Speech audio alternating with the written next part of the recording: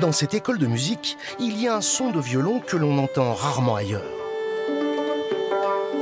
Ici, bien sûr, on aime Bach ou Mozart. Bonsoir. Mais on perpétue aussi une mémoire musicale typiquement jurassienne. Est-ce que tu veux juste essayer pour voir ce que ça donne? Ok. Alors, essaye de le mettre là pour voir. Deux ensemble. Ouais, très bien. Mets-toi debout. Ouais, les deux en bas. La particularité, c'est qu'on ne va pas travailler avec des partitions, on va travailler beaucoup d'oreilles, ce qui, au démarrage de l'apprentissage, là encore, peut ne pas changer grand-chose.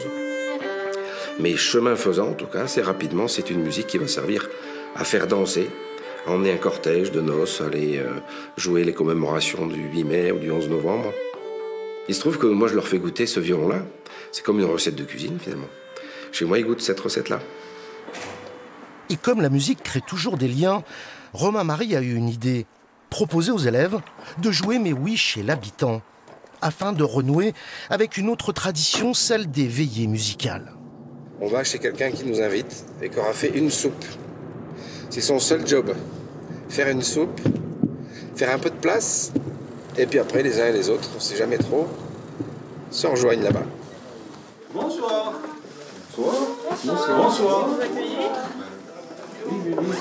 C'est une bonne occasion de partager un petit peu l'apprentissage individuel que chacun peut avoir en musique et puis de le partager ensemble ainsi qu'un bon moment, tout simplement.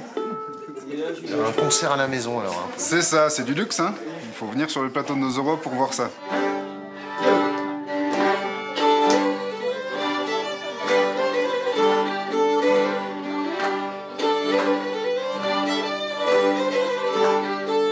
On joue à l'orchestre, donc on joue des morceaux un peu classiques.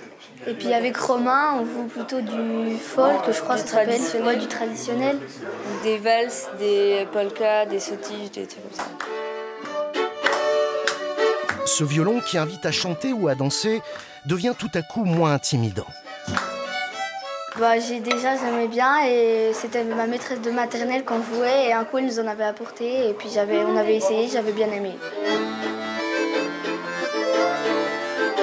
Chaque musicien peut proposer une mélodie ou une chanson. L'occasion également de redécouvrir des musiques populaires d'ici ou d'ailleurs. Le répertoire, ce qui est très intéressant, c'est justement par rapport à cet engouement dans les années 70 où il y a eu ce qu'on appelle des collectages. C'est-à-dire qu'il y a des gens qui se sont dit, ces musiques-là, on ne va pas les laisser perdre. Donc les Bretons ont commencé à ressortir leur musique et à les écrire, à les mettre sur des partitions, à faire des enregistrements. Ça s'est fait beaucoup aussi dans le Bourbonnais. En Franche-Comté, on a quelques morceaux, mais pas tant. On n'est pas très riche là-dessus, ça a été beaucoup perdu.